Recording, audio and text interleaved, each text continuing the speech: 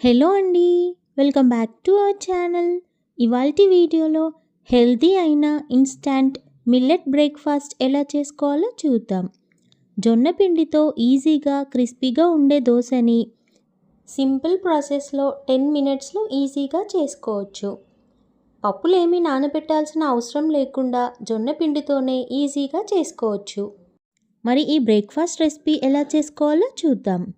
ముందుగా ఒక గిన్నెని తీసుకొని అందులోకి జొన్న పిండిని తీసుకోవాలి. నేను 2 కప్స్ జొన్న పిండిని తీసుకున్నాను. జొన్న పిండిలోకి 2 టేబుల్ స్పూన్ బియ్యపు పిండిని తీసుకోవాలి. బియ్యపు పిండిని తీసుకుంటే దోస క్రిస్పీగా వస్తుంది. అలాగే 2 టేబుల్ స్పూన్ ఉప్మా రవ్వని తీసుకోవాలి. టేస్ట్‌కి తగినంతగా సాల్ట్‌ని వేసుకోండి. నేను 1 టేబుల్ స్పూన్ వేసుకున్నాను. అందులోకి వాటర్‌ని యాడ్ చేసుకొని పిండి కన్సిస్టెన్సీ ఇలా ఉండేలా కలిపి పెట్టుకోండి.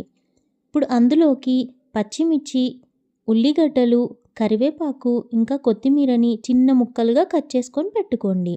ముందుగా కలిపి పెట్టుకున్న పిండిలోకి ఇవన్నీ వేసుకోండి. ఇవన్నీ వేసుకొని కలుపుకోండి. పిండి కన్సిస్టెన్సీ ఇంకా లూజ్గా కావాలంటే ఇంకొన్ని వాటర్ యాడ్ చేసుకోండి. ఇలా పిండిని కలిపి పెట్టుకోండి.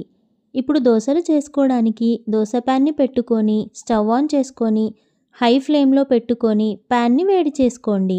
తర్వాత కొంచెం ఆయిల్ని వేసుకొని ఒక చిన్న గిన్నెతో పిండిని తీసుకొని ఇలా రౌండ్గా దోసలాగా వేసుకోండి.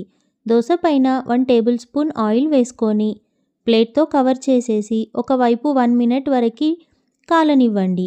1 మినిట్ తర్వాత ప్లేట్ తీసేసి దోసని టర్న్ చేసుకొని రెండో వైపు కూడా ఇలా గోల్డెన్ బ్రౌన్ కలర్ వచ్చేంత వరకు దోసని కాలనివ్వండి.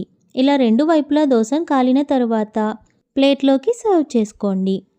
మళ్ళీ ఇంకో దోస వేసినప్పుడు దోస ప్యాన్కి కొంచెం ఆయిల్ వేసుకొని మళ్ళీ గిన్నెతో పిండిని తీసుకొని ఇలా రౌండ్గా వేసుకొని హై ఫ్లేమ్లోనే దోసని కాల్చుకోండి. మిగిలిన పిండితో ఇలా అన్ని దోసల్ని వేసుకోండి. అంతే అండి, చాలా సింపుల్ ప్రాసెస్లో ఇన్స్టాంట్ మిల్లెట్ బ్రేక్‌ఫాస్ట్ రెడీ అయిపోయినట్టే. చాలా సింపుల్గా ఇలా 10 మినిట్స్లో ఈజీగా చేసుకోవచ్చు. ఈ దోసలోకి కొబ్బరి చట్నీ అయినా పల్లి చట్నీ అయినా చాలా టేస్టీగా ఉంటుంది. డయాబెటిక్ పేషెంట్స్ అయినా డైట్లో ఉన్న వాళ్ళైనా ఈజీగా చేసుకొని తినేయొచ్చు. చాలా టేస్టీగా ఉంటుంది అండ్ చాలా హెల్తీ. ఇప్పుడు 10 మినిట్స్లో చేసుకునే ఇంకో బ్రేక్‌ఫాస్ట్ రెసిపీని ఎలా చేసుకోవాలో చూద్దాము. చాలా సింపుల్గా చేసుకోవచ్చు. బియ్యపు పిండితో అట్లు ఎలా చేసుకోవాలో చూద్దాం. ఇవి చాలా క్రిస్పీగా అండ్ చాలా టేస్టీగా ఉంటాయి. నానబెట్టే పని లేకుండా 10 మినిట్స్లో ఈజీగా చేసేసుకోవచ్చు. ముందుగా ఒక కప్పు బియ్యపు పిండి తీసుకొని అందులో 2 టేబుల్ స్పూన్ గోధుమ పిండి వేసుకున్నాను. ఇంకా టేస్ట్కి తగినంతగా సాల్ట్ వేసుకోవాలి. ఇవి 3 వేసుకున్న తర్వాత పిండిని మంచిగా కలుపుకొని అందులో కొన్ని కొన్నిగా వాటర్ పోసుకుంటూ లూజ్గా కలుపుకోవాలి. ఉండలు లేకుండా దోసపిండి కంటే ఇంకా పలుచగా కలుపుకోవాలి. ఇలా ఈ కన్సిస్టెన్సీలో కలుపుకోవాలి. తర్వాత అట్ల పెనం లేదంటే దోస పెనం పెట్టుకొని అది వేడైన తర్వాత దానిపైన కొంచెం నూనె వేసుకొని దానిపైన ఇలా అట్టుని వేసుకోవాలి. వేసుకొని హై ఫ్లేమ్లో పెట్టుకొని పైన మూత పెట్టేసి 1 నిమిషం వరకు అట్టుని కాలనివ్వాలి. 1 నిమిషం తర్వాత మూతని తీసేసి అట్టుని మరలేసుకోవాలి. అట్టుని రెండు వైపులా కాల్చుకోవాలి. అప్పుడే చాలా క్రిస్పీగా అండ్ టేస్టీగా ఉంటుంది. ఇలా అట్టుని మరలేసుకున్న తర్వాత వెనక వైపులా ఇలా గోల్డెన్ బ్రౌన్ కలర్ వస్తుంది. ఇంకోవైపు కూడా ఇలానే కాల్చుకోవాలి.